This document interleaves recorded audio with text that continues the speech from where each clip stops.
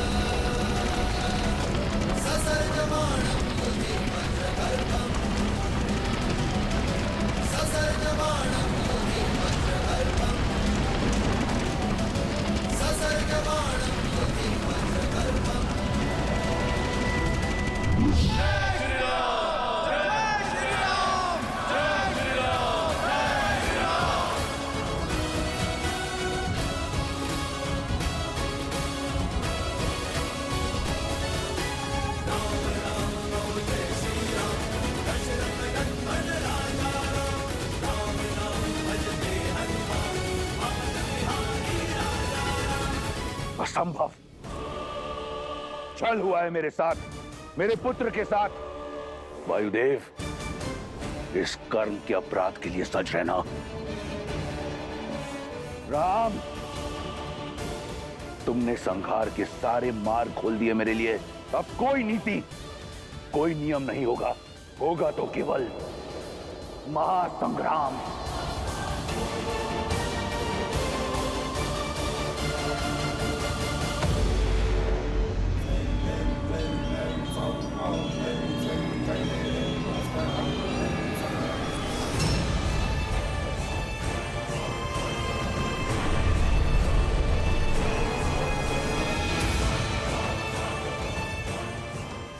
हे देवी निकुंबला, मैं इतने समय से आपकी आराधना, आपके तप में लीन हूं, किंतु उसके पश्चात भी आप मेरी इच्छा पूर्ण नहीं कर रही। उचित कहा था पिताश्री ने कि देवी देवता सदा से हम असुरों के तप को टालते आए हैं। आप भी देवी हैं, इसलिए देवताओं के पक्ष में हैं, और हम राक्षसों के विरुद्ध। लंकेश ने भी अपने 10 सहस्त्र वर्ष और 10 शीश दान देकर अपना वर पाया था। मेरे पास अपना एक ही शीश है। आज यदि मुझे वो शक्ति अस्त्र प्राप्त नहीं हुआ तो मैं अपना ये इकलौता शीश आपको प्रदान कर दूंगा देवी। यदि आपको अपने इस भक्त की भक्ति स्वीकार नहीं तो आपको मेरी बलि स्वीकार करनी होगी।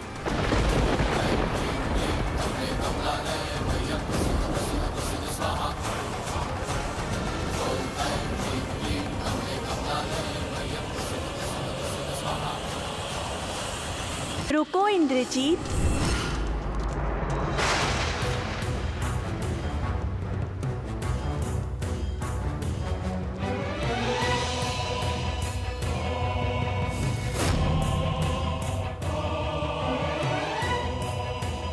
बहुत विलंब कर दिया देवी, अपना पक्षपात दिखा रही थी। तुम्हें अवसर दे रही थी। माता समझकर पूजा करते हो, इसलिए एक पुत्र को अधर्म के हाथ छोड़ देने की प्रतीक्षा कर रही थी। मैं तुम्हारे तप से प्रसन्न हूँ, परंतु मंशा से नहीं, क्योंकि यदि शक्ति अस्त्र का उपयोग अधर्म के लिए हुआ तो वो तुम्हारे ही जीवन के नाश का कारण बन जाएगा। अब ये युद्ध मेरे जीवन और मृत्यु से कई अधिक आगे बढ़ चुका है माता, और पितृभक्ति में यदि मेरे शीश की आहुति भी देनी पड़े तो भी मुझे सहर्ष स्वीकार है। अब मुझे आशा है तो केवल उस शक्ति अस्त्र की, जिसका काट इस संसार में किसी के पास नहीं। मूल्य चाहे जो भी चुकाना पड़े, मुझे वो शक्ति अस्त्र चाहिए। तथास्तु। किंतु स्मरण रहे, इस अस्त्र का प्रयोग केवल एक ही बार हो सकता है। इस अस्त्र के समक्ष कोई दूसरा अस्त्र नहीं टिक सकता। जिस पर लक्ष्य साधोगे उसे अवश्य आहत करेगा, किंतु लौटकर फिर नहीं आएगा। इस युद्ध के अंत के लिए मेरा एक प्रहार ही पर्याप्त है। आप कृपया बिना विलंब किए मुझे वो शक्ति अस्त्र प्रदान करें।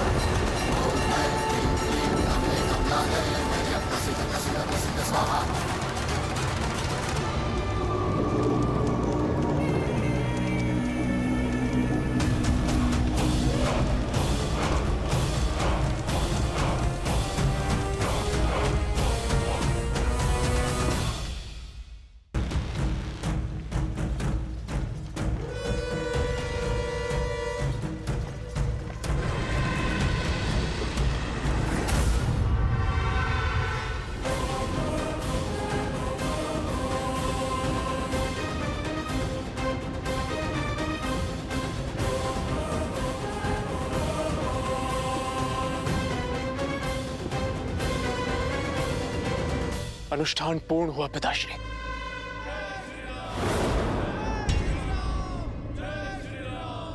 ये युद्ध भूमि में हमारे शत्रु का जय घोष। स्मरण रहे पुत्र, हमारे विरुद्ध षड्यंत्र दो ओर से हो रहा है। एक ओर देवता और दूसरी ओर लंका का विधि विभीषण, जिसे लंका के हर वीर के संहार का रहस्य पता है। यही कारण है कि पहले मेरा कुंभकर्ण और अब आतिका है।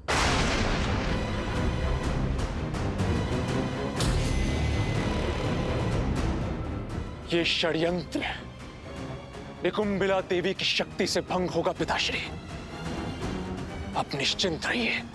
आपका ये पुत्र आपको वचन देता है कि कल सूर्यास्त से पूर्व इस युद्ध का अंत होगा, क्योंकि अब आपके इस मेघनाद के पास शक्ति अस्त्र का नाद है, राम के अंत का अस्त्र है। जाओ, जाकर प्रतिशोध लो, संहार कर दो उनका। मुझे तुमसे बहुत आशाएं हैं। उस वनवासी और उसके मरकटों का अंत कर देना।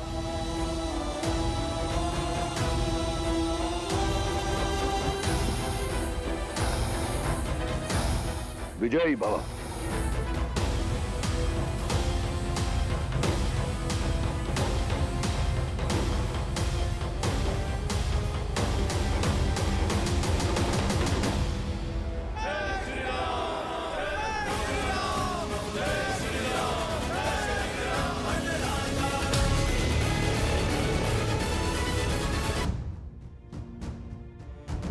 भोर हो गया है, अब हम लंका की ओर कूच करेंगे। मेरे वानर वीर, इस बार शत्रु को भीतर घुसकर मारेंगे। क्षमा कीजिए प्रभु, भले ही हमने कुंभकर्ण और अतिकाय का अंत कर दिया, किंतु मेघनाथ अभी जीवित है और वो शांत नहीं बैठेगा। अब और भी अधिक विष, अधिक शक्ति और अधिक साहस के साथ प्रहार करेगा। हमारी सोच से भी बड़ा प्रहार। और इस बार दशानन और मेघनाथ के हर प्रहार का लक्ष्य होंगे केवल आप प्रभु। सतर्क होना बुद्धिमानी है विभीषण, किंतु शत्रु के बल से, उनकी अगली चाल से भयभीत होकर अपने पग पीछे खींच लेना युद्ध की सबसे बड़ी भूल है। वो अपना लक्ष्य साधे, हम अपना लक्ष्य साधेंगे। वो अधर्म के पथ पर चले, हम धर्म के पथ पर आगे बढ़ते रहेंगे। मेरे वानर वीरों, अपना स्थान संभाल लो। जय श्री राम। जय श्री राम। जय श्री राम। जय श्री राम।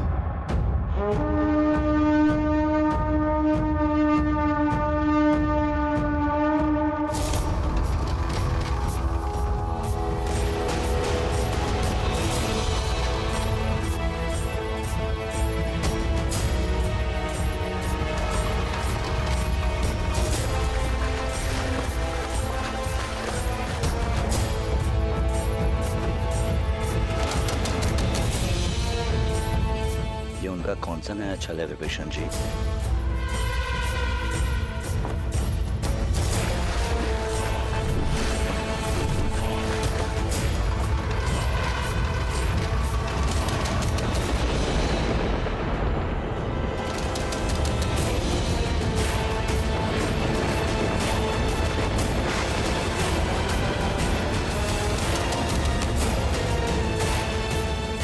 आगे बढ़ो वीरों।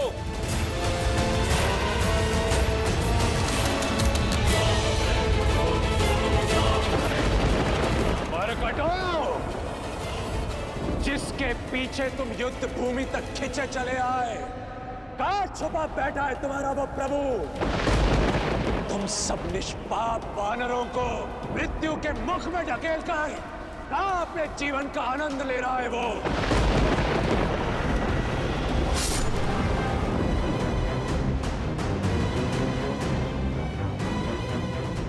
समुद्र मार्ग से आक्रमण?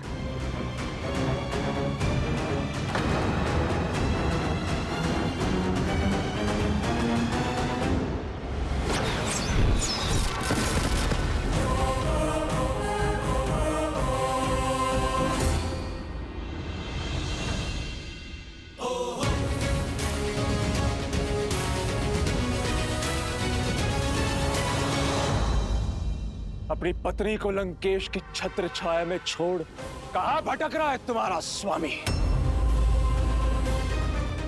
राम, सामने आओ।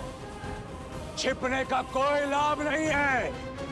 सामने आओ और करो साक्षात्कार अपने काल से, इस मेघनाद से।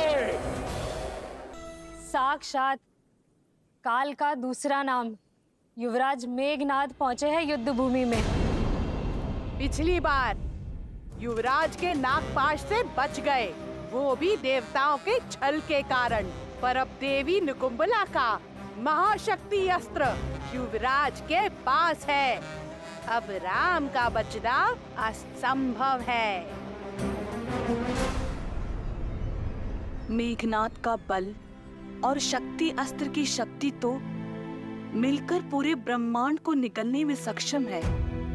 मेघनाथ ने जिस अस्त्र को अर्जित किया है उसका काट किसी के पास नहीं है। उसका लक्ष्य भी निर्धारित है और मंशा भी। क्षमा करना पुत्री, किंतु अब संकट के बादल गहराते जा रहे हैं।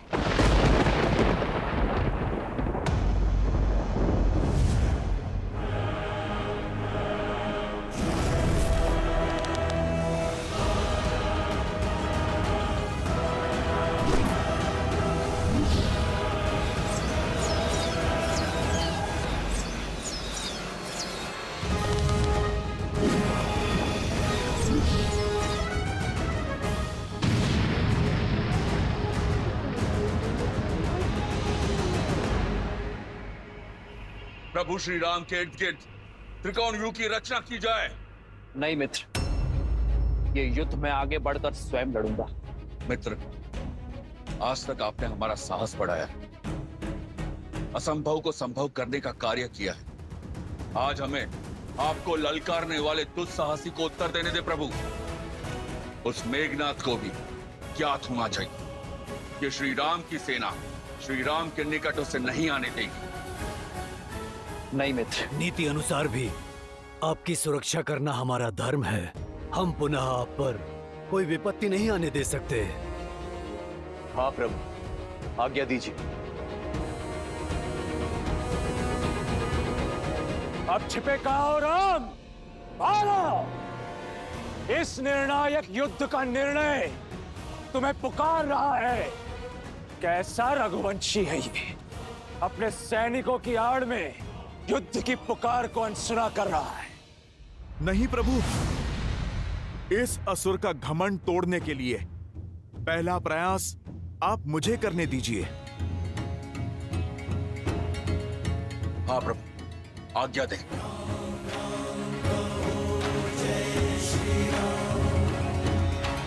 राम राम कहो जय श्री राम, दशरथ नंदन राजा राम।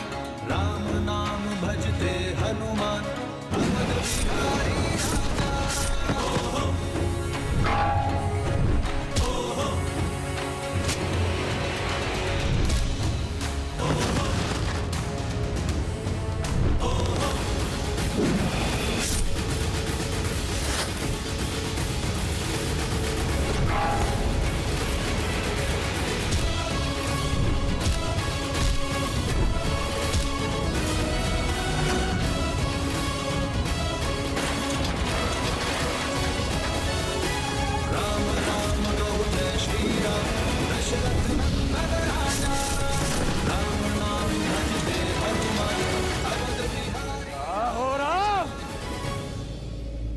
सामने आओ। जय श्री राम। मेघनाद, भगवान तक पहुंचने से पहले तुम्हें इस भक्त का सामना करना होगा। मूर्ख वानर, आज मेरे समक्ष आकर बहुत बड़ी भूल कर दी तुमने। भूल तो हुई है मुझसे, जो पिछली बार मैंने तुम्हें जीवित छोड़ दिया। भूल गए?